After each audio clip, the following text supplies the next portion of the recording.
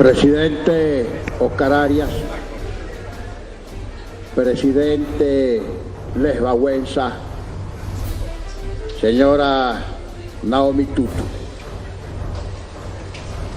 Estamos variando un poco el protocolo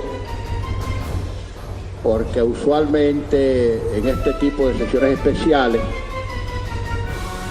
la mesa directiva, por boca del presidente, dirige siempre algunas palabras introductorias de elogio antes de comenzar las intervenciones de los oradores e invitados especiales. Como en Venezuela estamos en tiempos heterodoxos, preferimos escuchar primero a nuestros distinguidos invitados, que ahora es posible en esta Asamblea Nacional y que no hubiera sido posible en la pasada legislatura.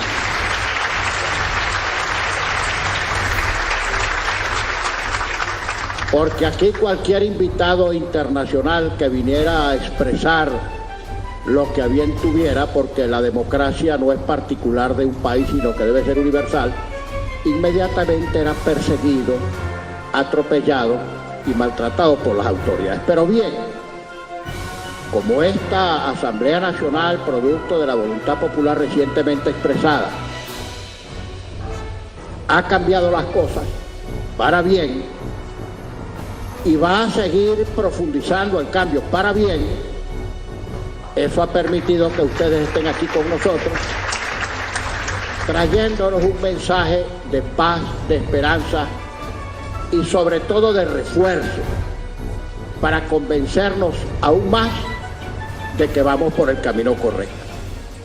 Esa heterodoxia, digo, sugirió que en vez de pronunciar las palabras al comienzo, las dijéramos al final, en parte positivamente inspirado en el mensaje de aliento que ustedes nos traen. Gracias de todo corazón por estar aquí en estos momentos tan difíciles para Venezuela.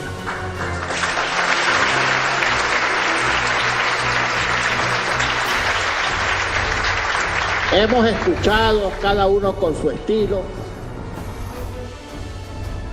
de nuestros invitados hablar de derechos humanos, de nuestro sistema de justicia que es una vergüenza universal, de la no separación de poderes, de una inimaginable riqueza despilfarrada, mal invertida y evaporada por la corrupción, de la persecución a la disidencia, de la burla a la separación de poderes y un sinfín de cosas que a ustedes con mucha elegancia han referido en sus respectivas intervenciones, pero es mucho más dramática, mucho más atroz de lo que ustedes han expresado con elegancia casi diplomática. Yo recuerdo, presidente Arias, que hace unos años, cuando usted apenas había asumido su segunda presidencia, estuvimos algunos miembros de la Dirección Nacional de Acción Democrática, que éramos a la vez miembros del Internacional Socialista, en un evento de nuestra organización en Costa Rica. Costa Rica, quizá el único país latinoamericano al que en términos de democracia Venezuela le debe más de lo que ese país nos debe a nosotros. Porque Costa Rica, usted lo sabe, fue para los exiliados venezolanos patria y hogar, el país que mejor se portó con el exilio venezolano sin pedir nada a cambio, ni entonces ni después. Bien, usted nos decía en esa reunión, presidente, reunión que solicitó usted porque nosotros, viendo que se iniciaban los primeros días de un gobierno suyo que se perfilaba como muy difícil por las reformas que usted quería introducir en bien de la economía y en bien de la paz social, y que algunos grupúsculos internos se estaban tratando de sabotear, incluso de nuestro propio Partido de Liberación Nacional. Recuerdo que nos pidió una reunión para denunciarnos de una vez, aunque nos señaló que no tenía prueba, de la intromisión del gobierno venezolano de Hugo Chávez en los asuntos internos de Costa Rica. Y usted nos precisó muy bien que pruebas no tenía, pruebas concretas, pero empezó a señalar una serie de hechos, incluso a citar financiamientos provenientes de Venezuela para desestabilizar al gobierno recién electo por el pueblo costarricense, que fue su segundo gobierno. Pero eso no era una casualidad, presidente Figueres. Esa fue la tónica, la línea maestra que orientó el gobierno de un autócrata, de un megalómano que, presa de sus delirios, de sus fantasías, de sus manías, de sus fobias y de sus complejos, pretendió aquí y logró instalar este régimen que hoy atormenta a Venezuela. Esto no es una casualidad. Este fue un proyecto preparado por una mente desviada, cuyas consecuencias estamos padeciendo en este momento los venezolanos. Esto no fue una casualidad, esto no fue producto del azar, esto fue una desgracia por pecados inéditos que nos cayó del cielo.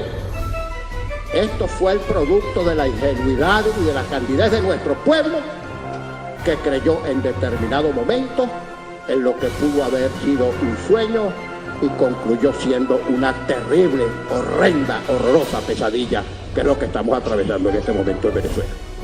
Por cierto, presidente, usted decía algo que no tiene desperdicio.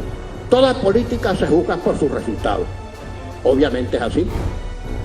Las consecuencias económicas, sociales y de todo orden que estamos padeciendo en Venezuela son producto de una política inspirada en una manía, inspirada en las pretensiones de un autócrata que trató de implantar ciegamente un modelo que había fracasado comprobadamente en otras latitudes.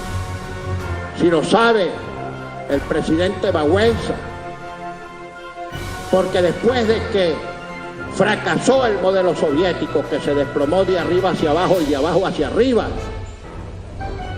y que habiendo tenido primacía y control total de todos los poderes durante más de 70 años, sumió a ese enorme universo, más la Europa Oriental, en un mundo de pesadillas y de atraso, del que ha podido salir paulatinamente después que abandonó ese modelo.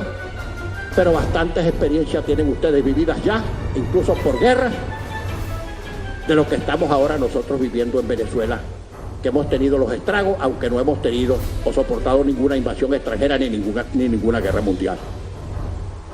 Ustedes lo saben, sobre todo en Polonia.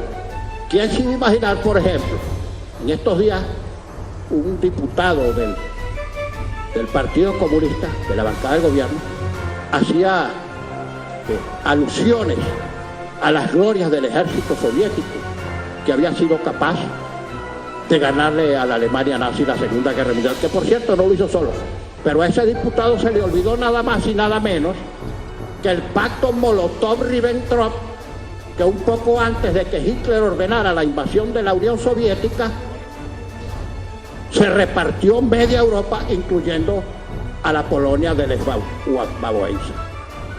Eso lo olvidaron, porque siempre tratan de ver la historia y de examinar los hechos con un solo ojo. Pero aquí ni con uno, ni aunque no tengan ojos, podrán eludir ni esconder lo que está pasando en Venezuela.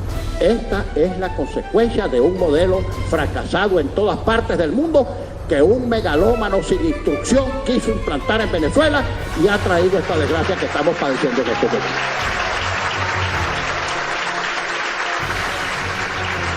Fíjese, presidente Arias, presidente Bawenza, señora Tutú, aquí no hay separación de poderes. Justo en este momento, en el mal llamado Tribunal Supremo de Justicia, está tratando de perpetrarse, y digo perpetrarse, que es la denominación correcta de la conducta delictiva. En este momento, en el Tribunal Supremo está tratando de perpetrarse una decisión conforme a la cual esta Asamblea Nacional no puede anular el procedimiento fraudulento de designación de jueces del tribunal que perpetró la anterior Asamblea Nacional.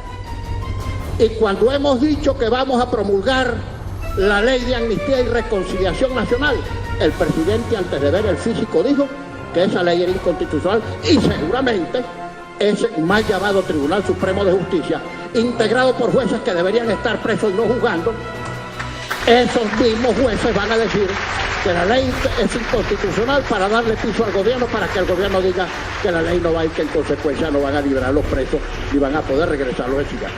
Bueno, eso es lo que estamos padeciendo en Venezuela. ¿Quién puede imaginarse, estimados presidentes, que en un país de 32 millones de habitantes, que tuvo en los últimos 16 años la descomunal cantidad de ingresos de 1.700.000 millones de dólares, tenga en este momento los anaqueles vacíos, de que no haya medicinas, de que tengamos el índice de criminalidad más alto del mundo y que tengamos al mismo tiempo la inflación más grande del mundo? Ese antimilagro ha sido posible, repito, porque estamos corriendo con las consecuencias de una política demencial implantada por un hombre que nunca ha debido ser presidente de Venezuela y que lo fue para desgracia de este país. Bien.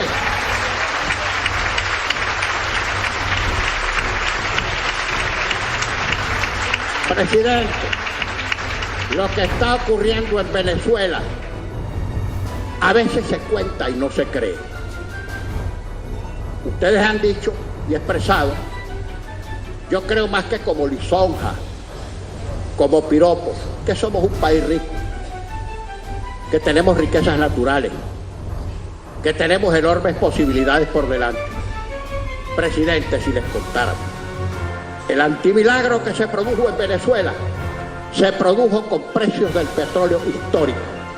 Aquí hubo gobiernos venezolanos que vendiendo el barril de petróleo entre 8 y 9 dólares, lograron milagro agrícola, lograron autoabastecer a Venezuela de comida, incluso exportaron excedentes a otros países.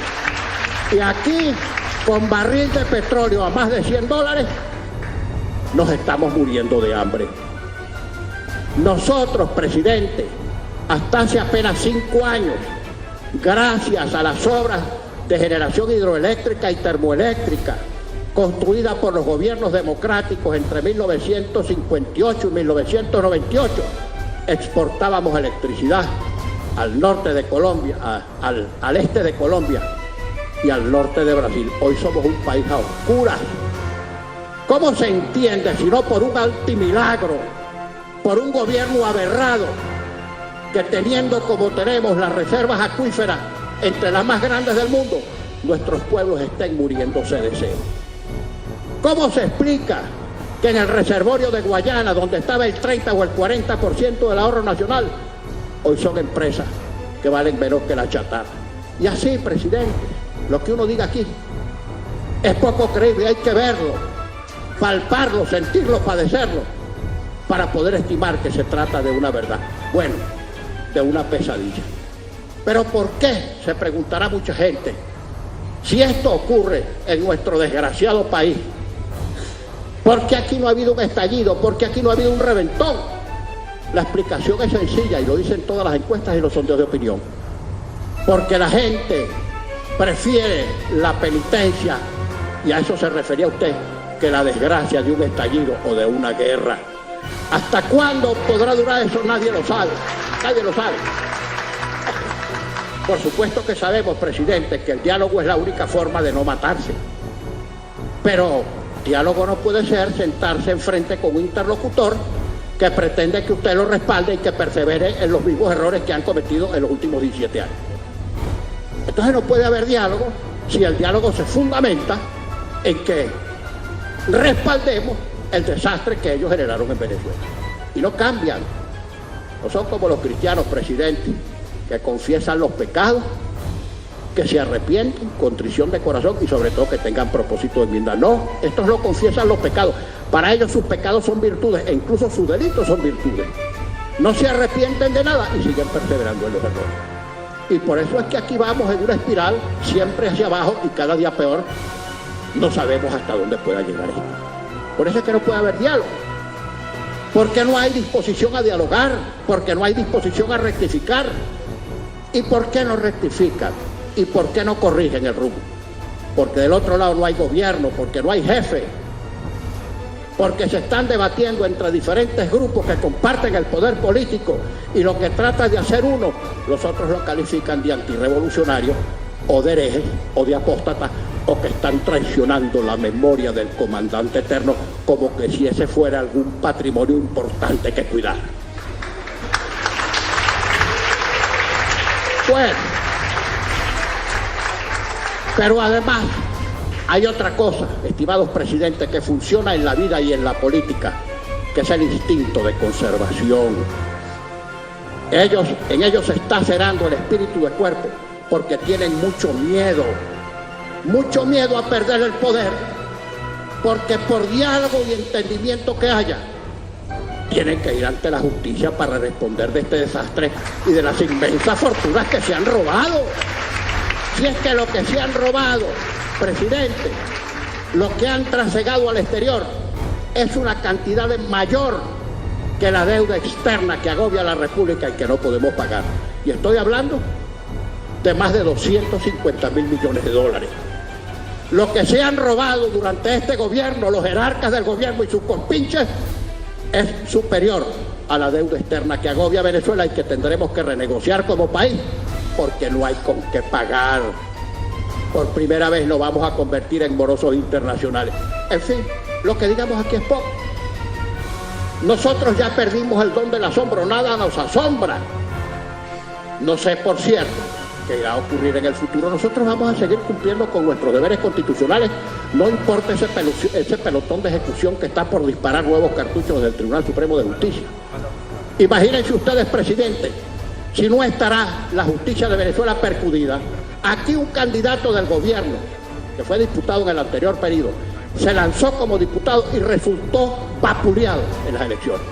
Al día siguiente se inscribió como candidato al Tribunal Supremo de Justicia en un proceso absolutamente fraudulento y hoy es magistrado del Tribunal Supremo de Justicia. Incluso ese es uno de los jueces que entre sus causas tiene nada más y nada menos que haberle anulado la elección a 3 diputados del Estado Amazonas. Imagínense usted. Y así, si empezáramos a revisar miembro por miembro del Tribunal Supremo de Justicia, de la presidenta para abajo, nos encontraríamos que en el 95% de los casos son activistas políticos doblados de jueces, a quienes el gobierno les ha encomendado ir para allá a convertirse en el alicate para seguir comprimiendo a la representación nacional. Eso es lo que pasa aquí. No decirlo con palabras tan directas como esta es simplemente tratar de voltear para un lado e ignorar la realidad de lo que nos ocurre, pero eso es lo que está ocurriendo en Venezuela. Aquí las cosas van para peor, presidente. Mientras este gobierno esté, nada va a mejorar, todo va a empeorar. Ayer nomás anoche escuchamos las medidas económicas del presidente. ¿Cuál medida económica, por Dios? ¿Cuál medida económica? Lo que decidieron ayer, que vamos a debatir de esta misma tarde y la próxima semana, yo no diría que ni siquiera es más de lo mismo, es lo peor de lo mismo. Aquí no se va a resolver nada, va a seguir aumentando la escasez de alimentos, la escasez de medicina. Estamos en una crisis humanitaria y estos prefieren que el país se muera de hambre antes que reconocer que sin ayuda internacional no podemos salir de este hueco, de este insondable hueco. Y usted lo ha dicho, sin ayuda internacional no podemos salir de esto. Bueno, y en opinión de algunos de nosotros, uno no puede hablar por la totalidad. Mientras estos sigan en el gobierno, esto empeorará cada día más. Ojalá vencieran su miedo, ojalá entendieran que cuanto más días pasen, peor será el daño por el que deberán responder, y que incluso entendiéramos en la oposición que no puede haber sino acuerdos inmediatos para tratar de salir de esto en el menor término posible, de manera democrática, pacífica y constitucional. Porque entienda, presidente, que aquí nadie en la oposición está pensando en que el gobierno se achicharre en su propio aceite. No, porque todos en la oposición estamos de acuerdo y estamos conscientes que el día que pase la situación empeorará y el próximo presidente que tenga en este país, que no lo dude, saldrá de las filas de la oposición, tendrá que ser entonces el presidente del cementerio por la vía que vamos. Por eso es que todos tenemos interés en salir de esto, que tenemos que ponernos de acuerdo con el mecanismo que sea más eficiente, menos gravoso políticamente, menos complicado, menos obstaculizable por ese fusil judicial que tiene el gobierno en el Tribunal Supremo de Justicia. Está bien, todo eso es verdad, pero de que tenemos que salir de esto, tenemos que salir, porque si no salimos de esto, van a seguir acabando con Venezuela. Bueno, miren, la verdad, estimado presidente, nosotros les agradecemos con todo el alma, de verdad, de corazón, con sentimiento, la presencia de ustedes aquí. Ustedes honran nuestro Parlamento, porque no de balde son Premio Nobel de la Paz. Muy importante han debido ser sus vidas, y no se los digo por halago, para que en el caso de Naomi y de ustedes dos puedan tener y exhibir con orgullo el galardón de un premio bien ganado, porque un premio Nobel de química, de medicina, de cualquier ciencia es muy importante, importantísimo, pero un premio Nobel de la Paz, según el modo que tenemos nosotros de ver las cosas, es mucho más importante que cualquier otro premio.